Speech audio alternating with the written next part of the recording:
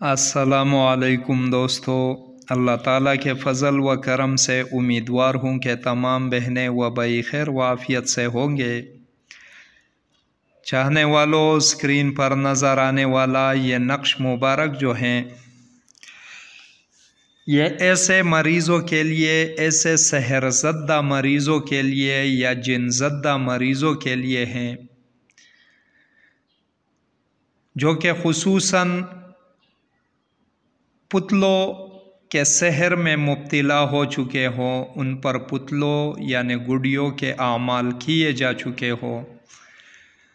अब उनकी मालूमात ना हो कहाँ दफन है, क्योंकि ऐसे उमूरों में या आग के नीचे रखे जाते हैं या खिलवत वाले कमरे में गुड़ियों को रख कर उन पर आमाल किए जाते हैं या कब्रिस्तानों में दफन कर दिए जाते हैं और या वीरानों में। अब उनकी मालूमात ना हो और मरीज़ दिन ब दिन ख़राब होता जा रहा हो, किसी ख़ास अमराज में मुब्तला होता जा रहा हो, लेकिन इतना मालूम हो सकें कि इस पर पुतलों यानी गुड़ियों के आमाल सहर कराए जा चुके हैं, तंतर मंतर पढ़े जा चुके हैं, तो उसकी 100% तोड़ के लिए ये अमल अपनी मिसाल आप है। सैकड़ों मरीज़ों पर आजमाया गया है, इंतहाई आला रिज़ल्ट से नवाजता है। तरीक़ाकार व तरतीब को समझ लें। सबसे पहले 7 किस्म के दरिया, नहरों, नालियों का पाक साफ पीने वाला पानी एक एक जग इकट्ठा कर ले, यानी 7 जग हो जाएंगे। अगर ऐसा मुमकिन नहीं तो फिर 7 कुओं का एक एक जग पानी इकट्ठा कर लें। अगर ऐसा भी मुमकिन ना हो तो फिर 7 मस्जिदों के नलकों का पानी इकट्ठा कर लें एक एक जग। अगर फिर भी मुमकिन ना हुआ तो फिर अपने इलाका जात में 7 मुख्तलिफ नलकों का पानी एक एक जग इकट्ठा कर ले। ये 7 जग हो गए। अब ऐसा करना है कि 7 अदद दरख्त जो भी हो, कोई मसला नहीं, इलाके मौसम के लिहाज से, ज़मीन की माहियत व ख़वास के लिहाज से पूरे सूबे में, पूरे ज़िले में या पूरे मुल्क में एक जैसे दरख्त नहीं मिल सकते, लेकिन जिसको अपने गांव, अपने मोहल्ले, अपने कॉलोनी, अपने ज़िले की मुनासबत से जो भी दरख्त मिले उसी पर इक्तिफ़ा करके एक एक दरख्त से 3-3 मुट्ठी पत्ते तोड़कर लाने हैं। 7 मुख्तलिफ दरख्तों के जब पत्ते लाए जाए तो उन पत्तों को उस पानी में डाल दिया जाए। 7 जग पानी को यकजान करके पत्तों को उसमें डाल दिया जाए। अब बावुज़ू होकर ये नक्श मुबारक जो है ये लिख दिया जाए जिस तरतीब से मैंने लिखा है। सबसे पहले इज़ला कायम कर ले, फिर ऊपर तस्मिया शरीफ के एदाद और फिर नक्श को आतिशी चाल में लिख ले।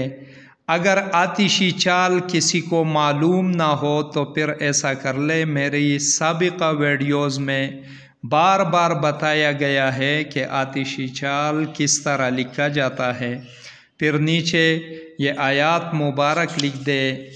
अब नक्श को पलट कर इसके पीछे नक्श हवा लिख दें। अब जब ये लिख दिया, ये आतिशी चाल माकूस हैं, इसके नीचे ये आयात मुबारक लिख दें।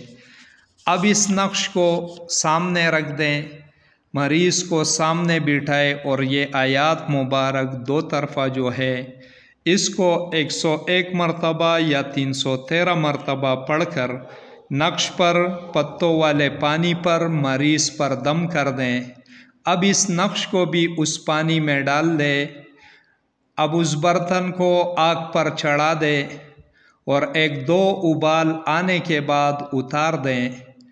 اچھی طرح سے مل چان کر ان پتوں و کاغذ کو جو ہے محفوظ پاک زمین میں دفن کر دیں، اور اس پانی کو آدھا کر دے، آدھا پانی مریض کو پینے کے لیے دیں، اور آدھے پانی سے جب غسل سے فارغ ہو عام سادہ پانی سے تو یہی پانی اپنے اوپر انڈیل دے۔ اگر پانی کم محسوس ہو تو اس میں 2-3 گنا زیادہ پانی ملا کر اپنے سر سے پاؤں تک انڈیل دے۔ بس کوشش کرے کوئی ٹب نیچے رکھ دیں کہ یہ دم شدہ محلول شدہ پانی جو ہے یہ نیچے نہ گرے۔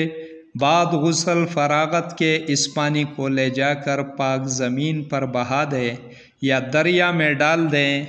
انشاءاللہ العزیز اسی وقت جو ہے تمام پتلوں گڈیوں والے جتنے سحر تنتر منتر ہو چکے ہو وہ مکمل کٹ جائیں گے، مکمل خلاصی نصیب ہو جائے گی، اور یہی پانی 40 دن تک مسلسل پئیں۔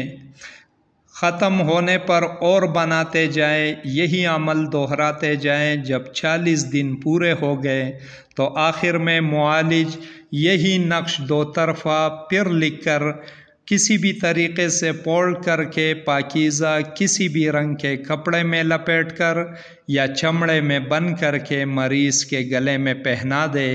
کلی طور پر بفضل رب العالمین شفائے دائمی نصیب ہو جائے گی اور حفاظت کے دائرے میں داخل ہو جائے گا۔